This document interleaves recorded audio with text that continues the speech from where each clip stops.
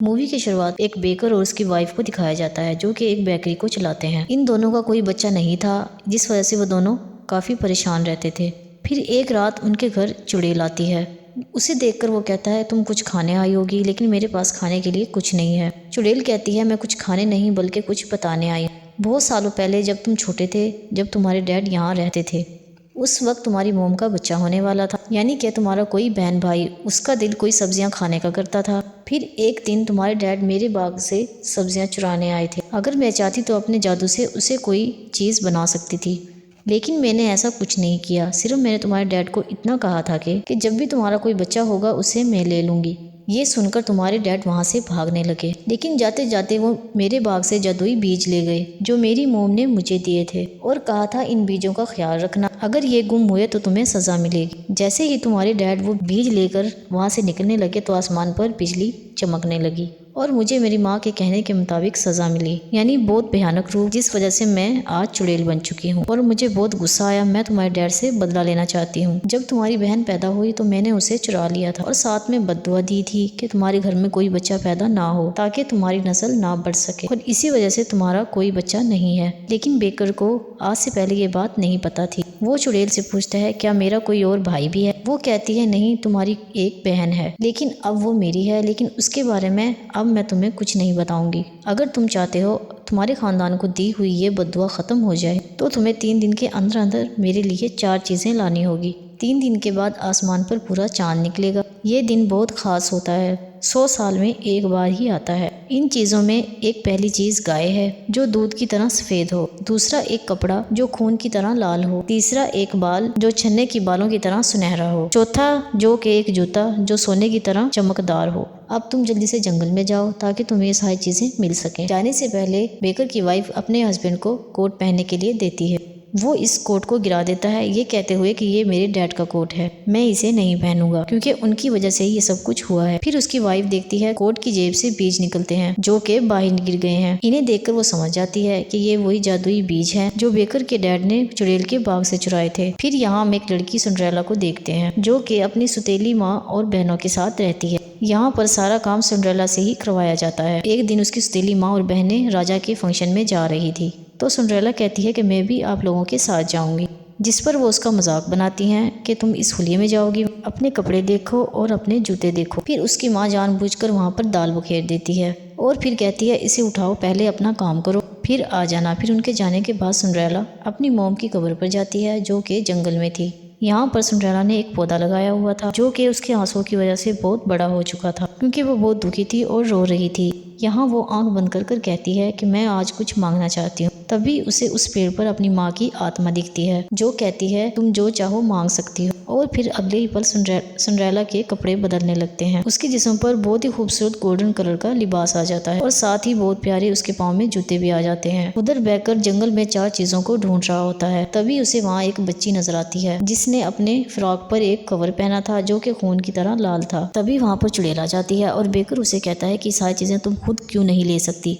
वो कहती है इन 4 चीजों में से मैं किसी को भी छू नहीं सकती। ये कहते ही वो वहाँ से चली जाती है। बेकर जबरदस्ती उस बच्ची से उसका लाल कवर छीन लेता है, जिससे वो बच्ची बहुत ज़्यादा चलाने लगती है, जिसकी वजह से बेकर को उसका कवर वापस करना पड़ता है। इसके बाद वो बच्ची बेकर के पाँव पे मारकर चली जाती है। तभी बेकर के पास उसकी वाइफ आती है। फिर जंगल में एक बच्चा जैक दिखता है जिसके पास एक सफेद कलर की गाय थी, वैसी ही जैसी इन्हें चाहिए थी। बेकर उस बच्चे जैक से पूछता है कि तुम कहाँ जा रहे हो, जिस पर वो कहता है कि मैं गाय को बेचने शहर जा रहा हूँ, लेकिन मैं अपना रास्ता भूल गया हूँ। फिर बेकर उससे पूछता है कि तुम कितने में बेचोगे। फिर वो कहता है सोने के 5 सिक्कों के। लेकिन दोनों हस्बैंड वाइफ के पास सोने का एक सिक्का भी नहीं होता। फिर बेकर्स की वाइफ उससे कहती है हमारे जादुई बीज हैं, 5 सिक्के तो नहीं, उन बीजों के बदले तुम हमें ये गाय दे दो। इसके लिए जैक मान जाता है क्योंकि वो अपने गाय से बहुत प्यार करता है, इसलिए वो कहता है कि एक दिन अपनी गाय मैं तुमसे वापस लेने जरूर आऊंगा। ये कहते ही वो वहाँ से चला जाता है। अब दोनों हस्बैंड वाइफ के पास एक चीज आ चुकी थी। फिर वो उस तरफ जाने लगते हैं जहाँ वो लाल कवर वाली बच्ची गई थी।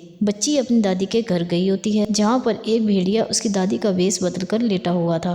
वो उसकी दादी को निगल चुका था। बच्ची दादी से पूछती है, आपके कान इतने बड़े क्यों लग रहे हैं? तभी इनके घर के बाहर खड़ा हुआ बेकर बच्ची की आवाज सुनता है और फौरन घर के अंदर आ जाता है। फिर वो देखता है भेड़िया उसकी दादी के साथ साथ बच्ची को भी खा जाता है और अब वो सो रहा था। तभी बेकर उसका पेट फाड़कर बच्ची और उसकी दादी को बाहर निकाल लेता है, जिससे उनकी जान बच जाती है। ये देखकर वो बच्ची खुशी खुशी बेकर्स को लाल कलर का कवर दे देती है। अब बेकर्स के पास दो चीजें हो गई थी। इसके बाद फिर हम सिंड्रेला को देखते हैं, जो कि खूबसूरत लिबास पहनकर महाराजा के महल में गई थी। वो यहाँ से जाने के लिए भाग रही थी। उसने वहाँ पर शहजादियों के साथ डांस किया था, जो कि उसे पहली नजर में ही पसंद करने लगा था। वो सिंड्रेला का पीछा कर रहा था और उसी से बचकर वो भाग रही थी और वो भागते भागते जंगल में आ गई थी, जहाँ जंगल में बेकर्स की वाइफ उसे देख लेती। तभी सिंड्रेला इसको देखकर छुप जाती है। तभी वहाँ पर किंग बेकर्स की वाइफ से पूछता है, तुमने यहाँ किसी लड़की को देखा है? जिस पर वो मना कर देती है। फिर प्रिंस वहाँ से चला जाता है। इसके बाद सिंड्रेला और बेकर्स की वाइफ आपस में बात करने लगती हैं। तभी बेकर्स की वाइफ देखती है इसने जो जूते पहने हुए होते हैं वो सुनहरे हैं, जैसे इन्हें चाहिए। इससे पहले कि वो सिंड्रेला से उसके जूते मांगती, उसकी गाय वहाँ से भाग जाती है, इसलिए उसे अपने गाय के पीछे जाना पड़ता है। इतनी ही देर में सिंड्रेला भी वहाँ से भाग जाती है, इसलिए ना ही उसे गाय मिलती है और ना ही सुनहरी जूता। अगले ही सुबह हम जंगल में प्रिंस और उसके भाई को देखते हैं। इसका भाई प्रिंस को बताता है, यहाँ जंगल में एक बहुत ही ऊंची बिल्डिंग है, जिसके अंदर जाने का कोई रास्ता नहीं है। बिल्डिंग के सबसे ऊपर एक लड़की रहती है, जिसका नाम रिवेंसल है। वो बहुत प्यारी है, उसके बाल बहुत लंबे और सुनहरे हैं। मैं उसे बहुत पसंद करता हूँ। एक दिन मैंने उससे मिलना चाहा। मैंने कहा, अरे पंजल अपने बाल नीचे फेंको। तब उसने अपने बाल नीचे फेंके और उनके जरिए मैं ऊपर चला गया। ये सब बातें बेकर्स की वाइफ सुन लेती है, क्योंकि उसे भी सुनहरे बाल चाहिए थे। इसलिए वो भी उस बिल्डिंग के पास जाकर कहती है कि रिवेंसल अपने बाल नीचे फेंको। भी रिवेंसल खिड़की खोलकर यहाँ पर आती है। वो सच में बहुत खूबसूरत थी, लेकिन ये और कोई नहीं बल्कि बेकर्स की बहन है, जिसको चुड़ैल ने यहाँ पर कैद करके रखा हुआ था।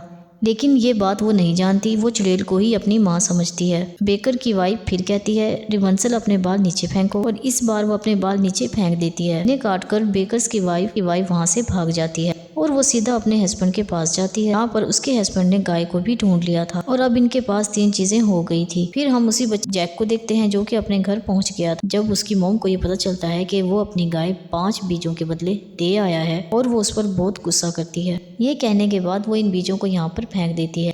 फिर अगली सुबह जैक देखता है कि उसके घर के बाहर बहुत बड़ा पेड़ है, जो कि आसमान की बुलंदियों को छू रहा था। जैक उस पर चढ़ना शुरू करता है। वो रात को सोने का अंडा लेकर बेकर और उसकी वाइफ के पास आता है और कहता है कि अब मुझे मेरी गाय वापस चाहिए। बेकर की वाइफ अंडे को देखकर बहुत ज्यादा हैरान हो जाती है। वो कहती है, आज से पहले मैंने इतना बड़ा अंडा नहीं देखा, वो भी सोने का। तुम्हें कहाँ से मिला? जैक बताता है, जो जादुई बीज तुमने मुझे दिए थे, जिसकी वजह से बहुत बड़ा पेड़ बन गया, जो कि दूसरी दुनिया तक जाता था। वहाँ पर इंसान नहीं बल्कि दूसरी मखलूक रहती है, जिन्हें जार्स कहा जाता है। इनका साइज बहुत बड़ा होता है, इतना बड़ा कि हम इंसान उसके आगे कीड़े मकोड़ों से भी छोटे लगे। ये अंडा मैं वहाँ से लेकर आया हूँ। बेकर उसे उसकी गाय लुटाने से मना कर देता है। जब ये बहस कर रहे थे तो अचानक से वो गाय नीचे गिर जाती है और फौरन ही उसकी मौत हो जाती है। तभी आसमान से चुड़ैल की आवाज आती है। तभी वो कहती है कि तुम्हारे पास अब सिर्फ 1 दिन बचा है। जब चुड़ैल अपने घर आती है तो देखती है रिवेंसल से प्रिंस का भाई मिलने आया है, जिसे देखकर चुड़ैल को बहुत गुस्सा आता है और वो रिवेंसल के बाल काट देती है ताकि वो दोनों दोबारा ना मिल सके। जैक जब अपने घर जा रहा था तो रास्ते में उसे वो बच्ची मिलती है, जिसने बेकर को लाल कवर दिया था। वो उस बच्ची को भी सोने का अंडा दिखाता है और बताता है कि इसे मैं जांस की दुनिया से लाया हूँ। वहाँ बहुत बड़ी जांस मुर्गी थी, उसी ने ये अंडा दिया है। जबकि वहाँ पर गीत बजाने वाली एक ऐसी चीज भी है, जिसे बगैर छुए ही वो बहुत प्यारा संगीत बजाती है। बच्ची कहती है, ऐसा नहीं हो सकता, तुम झूठ बोल रहे हो। अगर ये सच है तुम उस चीज को लाकर दिखाओ। जैक उसकी बात मान लेता है और जांस की दुनिया में जाकर उसके लिए वो चीज चुरा कर ले आता है। लेकिन इस बार जैक को एक जांस देख लेता है। वो उसका पीछा करते हुए पेड़ से नीचे उतरने लगता है। इससे पहले कि वो नीचे आता, जैक उस पेड़ को कुल्हाड़ी से काट देता है,